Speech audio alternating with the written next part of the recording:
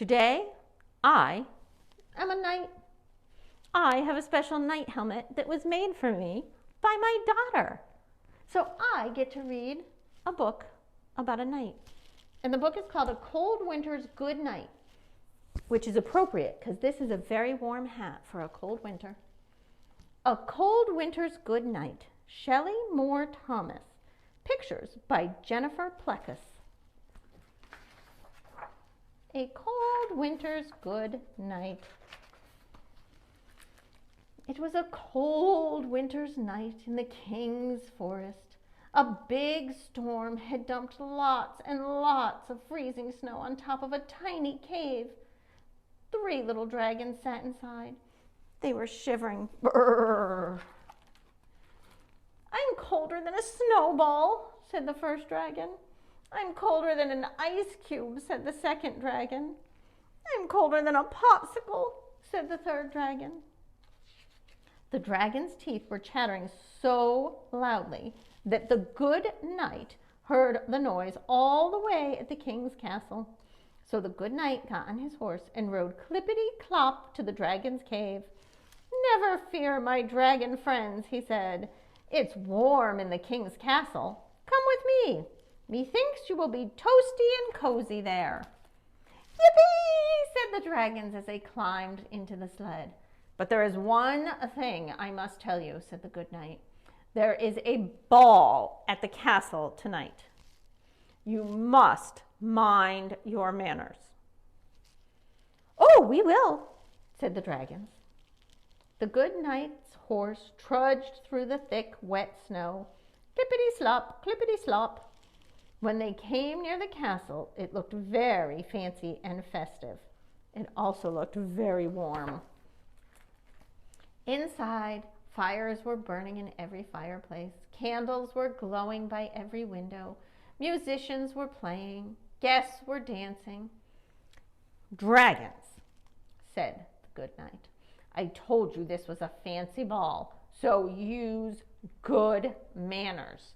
Stay here by the fireplace and stay out of trouble. Oh, we will, said the little dragons.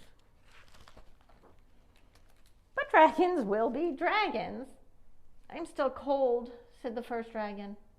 The fire could be warmer, said the second dragon. Let's blow on it, said the third dragon. And the little dragons started blowing their fiery breath on the fire to warm it up. The flames grew. Awesome, said all 3 dragons. We're nice and warm now. But the guests in the ball did not like the big fire. Smoke came pouring out of the fireplace. The good knight ran back to the dragons. Put that fire out right now, commanded the good knight. The dragons grabbed the punch bowl. Splash!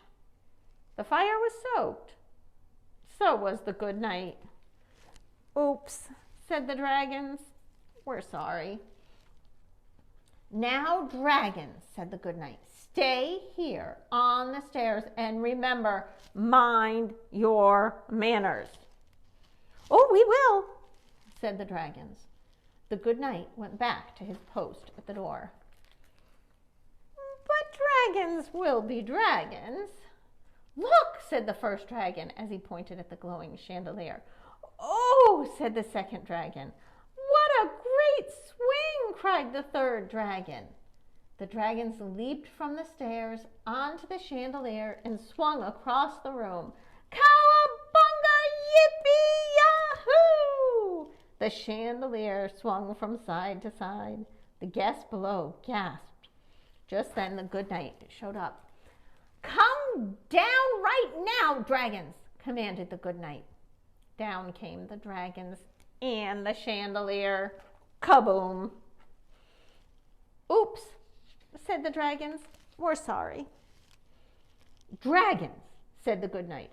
I told you this was a fancy ball. Now stay here by the table and mind your manners.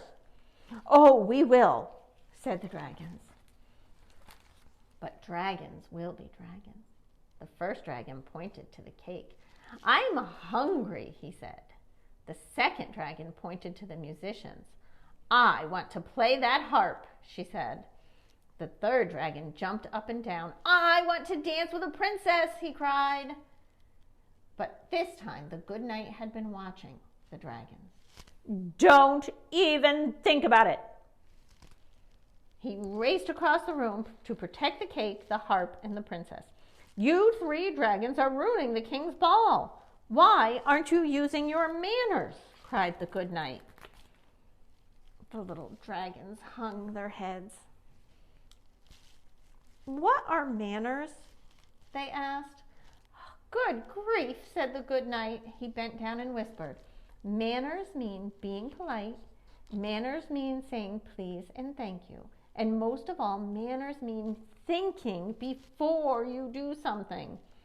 "Oh," said all three dragons, "we are sorry. We did not mean to ruin the ball." They sat and thought for a long time. They felt truly awful about their wild behavior. "Maybe we should try some manners," said the first dragon. "May I have a piece of cake, please?" the little dragon asked the cook. "Please." "Thank you," said the dragon. "Thank you."